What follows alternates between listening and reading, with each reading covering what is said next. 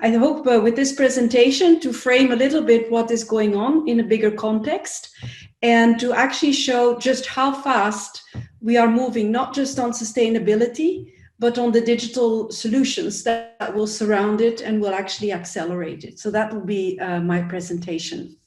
And what we see here is a picture that actually tries to capture how we're in the eye of the storm with the mining industry. Because what we have going on, besides all of the upset in the world, whether it be economical or geopolitical, or indeed technological, you know, with all the digital acceleration, mining actually is challenged by the climate emergency that affects operations, by the energy transition, which it actually is part of, both as a producer and as a consumer, and by an overall grand sustainability challenge, which every industry has, but which mining sort of epitomizes. So, you know, this picture is just to say we're actually in the eye of the storm here with this industry, and it's great that the industry is coming together and is talking about, you know, a cross-sectoral collaboration also involving suppliers and customers, because it will take many to resolve this. And things have started to change. They were changing, but somehow in 2020, the plot has thickened enormously, and the fossil fuels industry, of which of course coal mining is part, you know, has made a few really great strides in terms of tackling the climate emergency and changing the game in terms of how fast they will help solve it. And we've heard, you know, carbon neutral ambitions from all of the major oil and gas players, from Equinor, from Repsol. We've had billions of dollars invested by both BP and Shell. And the entire oil and gas industry in many ways is setting the pace of the energy transition. Now, this is important because you know, the mining industry is obviously a customer of these companies, and they are helping the further electrification and supply of renewable solutions that is going to be available to the industry. It's also important because if they are part of the fossil fuels industry, so is coal mining. So the question is going to be a question of portfolio for coal mining as much as it is for oil and gas. What will be the portfolio of these companies and of that part of the business when we are going net zero, not just for operations, but also for scope 3, so meaning the actual usage of the products. Now, mining and metal leaders have not been, sitting still, and we've seen net zero declarations from the big players, Rio Tinto, BHP, Vale, and also Anglo American has declared a vision of carbon neutral mining by 2040.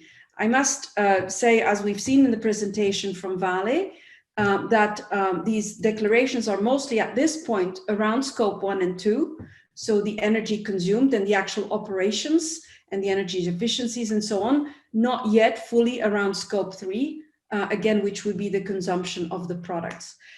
In the chat, we've seen that Arcelor has further detailed their CO2 strategy. So we already knew that they wanted to be a carbon neutral steel maker by 2050. This was a declaration made by the CEO for Arcelor Europe, and that's now been strengthened and also clarified as to how they will get there, using mainly hydrogen, actually, hydrogen fuels to fuel operations, obviously because of the heat required in steel making.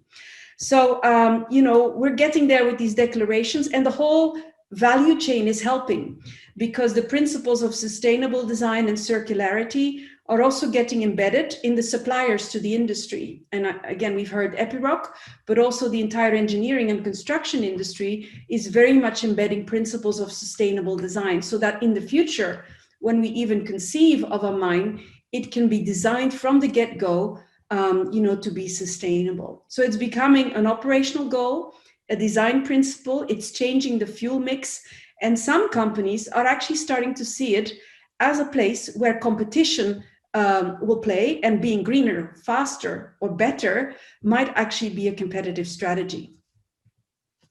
And of course, we've heard also a few words around incentives, so the price of carbon. Governments are catching up and are starting to set ambitious targets. So in Europe, we know there's the European Green Deal. We have net zero legislation in the UK, but even China a week ago has pledged to reach carbon neutrality before 2060, and also to ensure that its greenhouse gas emissions will peak in the next decade. A new pledge was expected, but not so fast and not so ambitious, actually.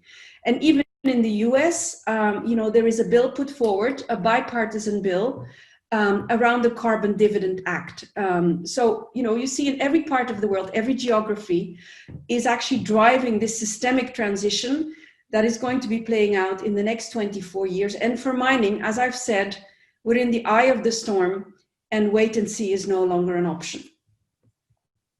So I have a very simple picture here that is going to try and lay out, okay, if this is the challenge and the size of the challenge, what is the scale, the ladder we need to climb here to get to a green business? And it has 3 rungs. And I could argue also that these 3 rungs need to be climbed, simultaneously. But the first thing that needs to happen is we need to understand the climate impact on our own operations, the risks that come with it. And we've heard about tailings, but with the advent of extreme weather and with the increasing pressures on natural resources such as water, to understand the sheer financial liabilities that we have, because of the physical impact of weather on our own operations, would be step 1 on the ladder. And then to quantify that and to build the business case for more sustainability and for better risk management in operations. That would be step number 1. Step number 2 is then obviously to reduce the emissions and environmental footprint of the current business and implementing the energy transition in the own operations. And we've heard about energy efficiency and other ways of reducing emission. This would be, even if you don't change your portfolio or your locations, what can you do in your operations today that actually help you get to net zero? And then finally, there are also advantages to be had by capitalizing on the industry shifts and to innovate with the portfolio and to innovate with sustainable products and services. And they can be physical products, materials, but there could also be digital services surrounding those. And so I want to give some examples of those 3 steps that actually build you up towards a green business. But before I do that, I would like to say that climbing this ladder will require deep digital capabilities. And I'm going to give you some examples. If you want to understand the full economical impact and risk of climate emergency on your operations, you need data. And these data are weather data, econometric models, financial calculations, and you'll need to be able to reassess risks recurrently. So you will need data, you will need cloud providers, you'll need complex modeling, and maybe you need some high performance computing to do that, just to understand the financial risk on your current operation. Second example, you want to reduce emissions, not just on one equipment, not just on one line, not just on one asset, but reduce emissions across your operation. You will need to equip, the mine, the equipment with IoT, right? All the sensor data, you need to harness and harvest that. You want to understand the data, get insight from it and learn from it. So you'll need some AI. And maybe you want to, get a better grip on your value chain, report transparently, and you want to participate in blockchains on that. So we have cloud, IoT, AI, blockchain, all of these exponential technologies will actually be needed, but they will also help your journey towards sustainability. And then finally, to take advantage of industry shifts, all of these technologies will apply, including 5G. But there's also material innovation happening, and that takes us even further into the future, into quantum computing, where new materials, for instance, for batteries, are getting designed as we speak. And I'm not saying this to baffle people with all of this IT and tech. I'm saying it because it's going to be part and parcel of the solution of the sustainability offerings that will be coming onto the market and will actually help us with our mining, with the mining industry. So let's look at some real world examples here to make it a bit clearer. This is an example of a flood, of actually, not a water emergency in terms of either pollution or shortage of water, but a flood. And a flood is one of these extreme weather events that can hit, and will hit, more and more frequently. Now, IBM is working with a company called the Climate Service, and they have, very sophisticated climate as well as econometric models combined to actually assess the risk, both the physical risk, as you see in the picture, the operational risk, and the financial risks associated with the change in climate. And, the reason that that is so important is that you can then understand and report transparently against frameworks such as the Task Force for Climate-Related Financial Disclosure, what the liabilities are that you are incurring simply because you operate in a particular location. So this level of analysis has to actually be done asset by asset, location by location, mine location, port location, so that you really understand and can deal with and mitigate the risk of climate change and transition that will inevitably happen. So this is one example of where big data and very sophisticated, both climate and econometric models are put to good use, and this is clearly a CEO and a CFO topic. Second example, optimizing energy use. This is an example of where IBM is working with the oil sands industry in Canada, with Suncor notably. And Suncor had an ambitious digitalization program, making best use of IoT data coming from 87,000 sensors across 35 plants and tracking, on a daily basis, more than 900 key metrics. And you can do all of that with sensors, to really look at process upsets. But then, of course, if you're looking at process upsets across the entire value chain, you can also look at energy usage. And energy usage, of course, is a logical way to look at because it drives down your cost.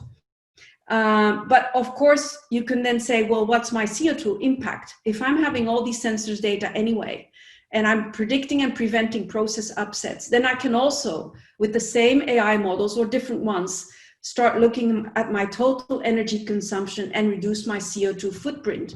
And again, not for one line or one equipment, but across the site, and thereby contribute to environmental performance. So again, big data, IoT, the whole value chain measured, managed to actually optimize energy usage and reduce CO2.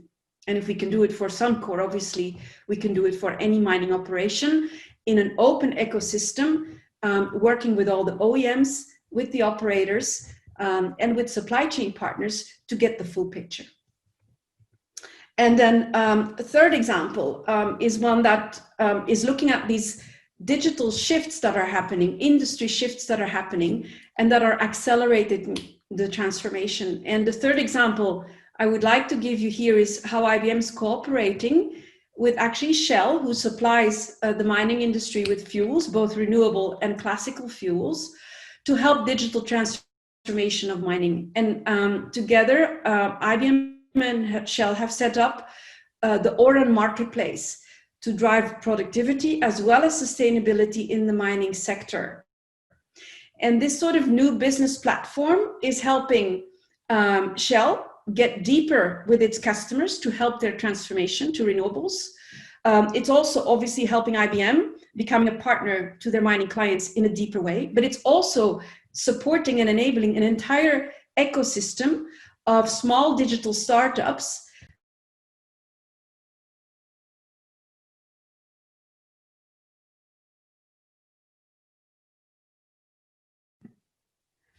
Hello, can you still hear me, Domenica? Because I was muted. Yes, we can hear you.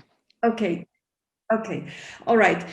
So I was saying it's obviously a business proposition for IBM and Shell, but even more so for digital startups that have brilliant ideas and need a channel to market. And so currently on the platform, there's 56 different companies proposing all types of innovations, many of them for sustainability. And there's this whole new market emerging that will accelerate, the uptake of sustainability digital solutions in mining. And so I will end this presentation with a question, actually, to each one of us, which is to say, okay, we know for sure that by 2030, because nobody's going to wait until 2050, mining companies will have responded to these sustainability challenges. We know that. And there are actually 4 different ways of doing so. You can say, well, it's going to be business as usual, and I will just try to get by and optimize.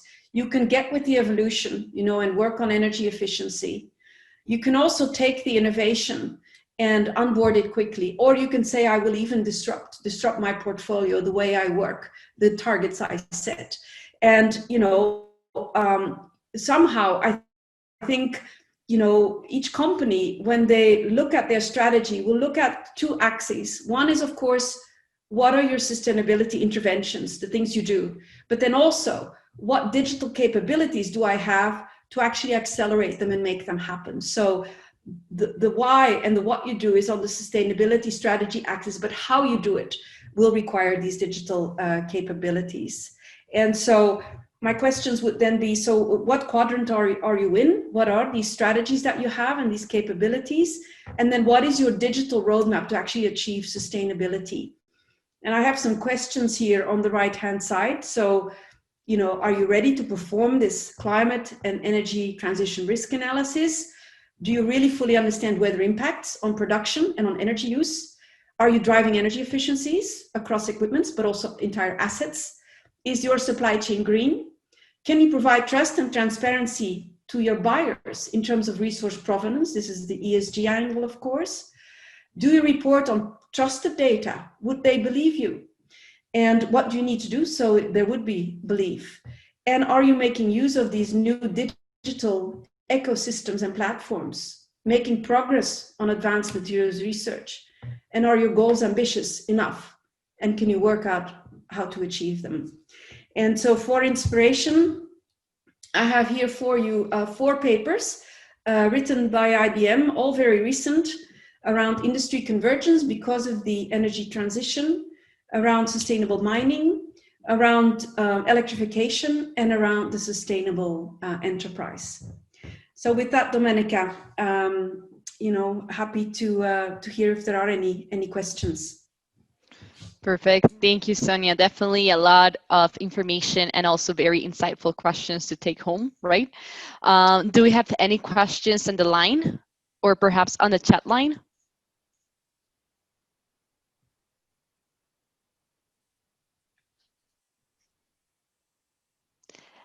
Yes, we will be sharing those publications. So once we we send the thank yous, we can share the link so you guys can also have access to them. Great. Yeah, here we have a comment. It was a great presentation, definitely. Perfect. Thank you. Oh, here we have a question. Can you please tell a little bit more about Oren Marketplace? Yes, of course, yes. You can go online right now and find it. It's called orenmarketplace.com. And it really puts into the mining ecosystem a set of quite advanced and vetted, so trustworthy, I would say, digital solutions. Some of them actually produced by Shell for their own operations and very applicable to mining. Some of them solutions developed by IBM. And as I said, 56 different offerings on the market today. And what the marketplace does is it makes those visible, transparent, available, but it also helps you construct a digital roadmap, a digital journey map to really understand what problem would you like to solve and then what solution best fit. We're currently in phase 1 of Oren. It was launched in May. So it's been live now for 5 months. But there is a whole roadmap behind it in terms of actually integrating data. So working with customers to integrate data and embed these solutions faster, deeper into operations so that the digital journey can go even faster. That is Oren. Perfect. We have other questions here. What do you see as the biggest challenges? I mean, challenges to affecting the to more sustainable operations and green products. Well, there are obviously very many challenges. I think we need to look at what can already be done now, because it's not until you start doing that you have credence in terms of what you can actually achieve. And I believe that understanding climate impact on your own operation is key. I also believe that starting really significant energy efficiency projects today is also critical, because those are the things you can do today, and they will help you have the dialogue with very senior leadership in terms of target setting and then work back from there. So I would say my recommendation is understand the challenge on current operation, do and start energy efficiency today, because it can be done, working with digital tools you have, working with the supplier ecosystem, and then work backwards from a very ambitious target, because until you have that target, there won't be enough fuel in the system. Yeah. Perfect. Thank you, Sonia. Can you please talk more on your floating migration project? Sorry, the what project? Yeah. Flooding, sorry, migration project.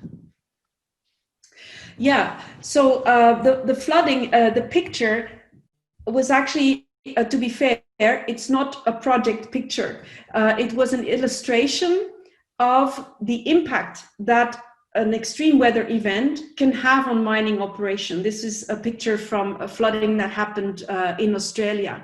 So the picture was a pure illustration. We are using the climanomics, energy transition, climanomics offering for BP, for example. So asset by asset, we are evaluating what are the operational risks and financial risks of climate change on the operations of BP. So that's an example. Yeah. Perfect. And we have one last question.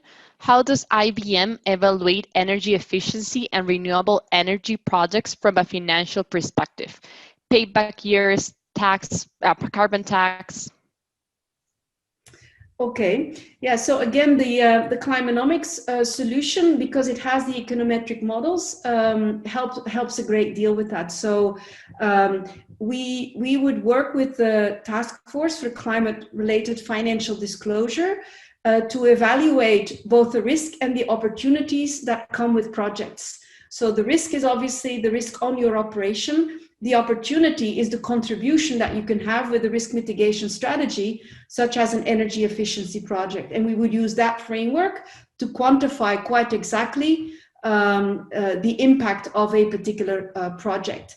IBM themselves use these kinds of frameworks and do a lot of calculations also for our own operation. So just on energy efficiency last year, IBM reported that we have conducted already 1,600 different energy efficiency projects, just the IBM company in itself. So just to tell you, energy efficiency project, it's not one. There are so many of them. And to really see the full impact of what you can do, you need to have a system of calculating and evaluating that. And we would use the TCFD for that. Terrific. And there's a follow-up question related to that. What is around the same question? What is an acceptable payback period, 5 or 10 years? What is the IRR for energy projects that is acceptable? Yeah, so I would have a different way of evaluating a project. So for energy efficiency, of course, you have the immediate impact on your fuel cost reduction. But I think the energy efficiency project, the way to really look at it, besides the lower cost of your fuel consumption is to look at your contribution in terms of lower CO2. And that depends on the regulatory environment that you're operating in. So that has to be looked at in its own geographical context.